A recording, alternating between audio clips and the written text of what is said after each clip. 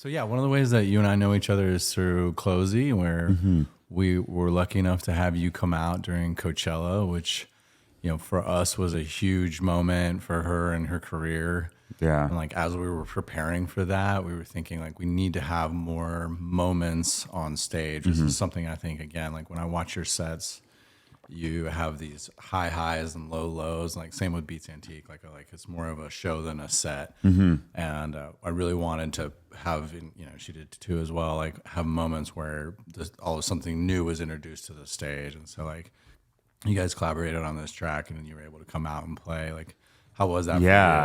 That was a pretty much a dream call. I mean, I looked up to Clozee for a long time before working on that track with her. And then we had released it. I believe that was kind of the premiere of the song, actually. Yeah. I think we released it the following week. Yes. Which was, I mean, what a cool way to release a track, with someone you admire so much, and getting to do that not just one weekend but 2 weekends. It was so cool. I felt really good, like just jumping on stage and adding that burst of energy for kind of a key moment in her set. It was a really, really amazing experience. Yeah, I mean, I was there the first weekend, and I say, it was kind of tough. Like it was during the day.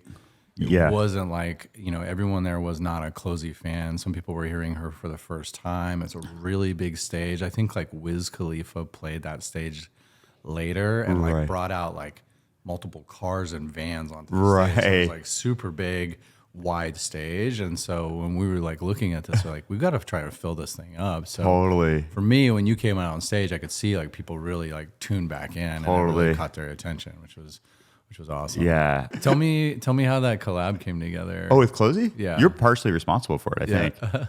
If I remember correctly, Chloe started working on a track with the intention of it being a Beats Antique collaboration. And then for whatever reason, Beats had their own release cycle. It never came to fruition. So she was just kind of sitting on this session. And then I had seen her play in San Francisco at 1015 Folsom, just like on a whim. I had a gig around the corner. I was like, Clozee's playing. So I like dipped out of my gig for a half an hour and watched her set. I was blown away.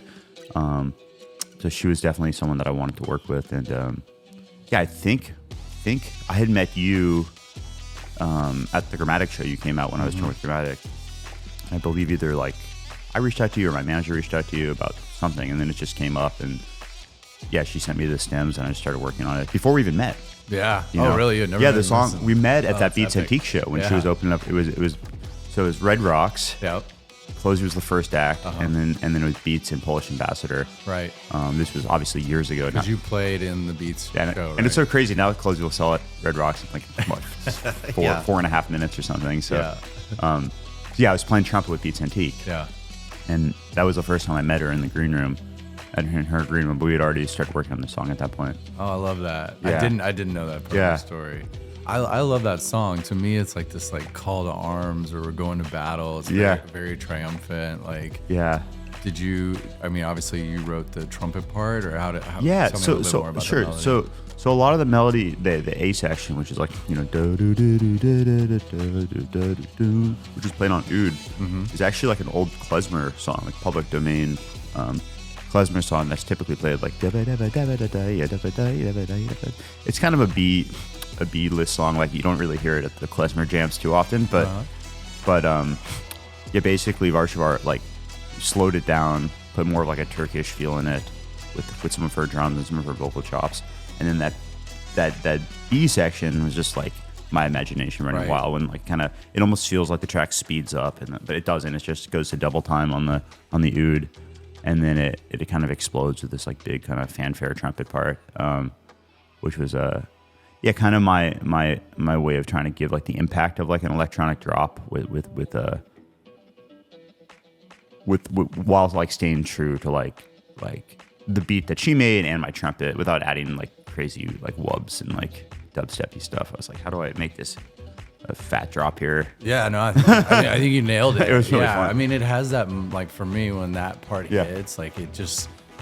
You just want like, to let's go. Let's go. And I had a lot of fun. It's one of those things too where it's like the buildup is kind of in double time, and then when the drop happens, I keep a lot of the elements in double time, but then the kick and the snare go back to the original time feel.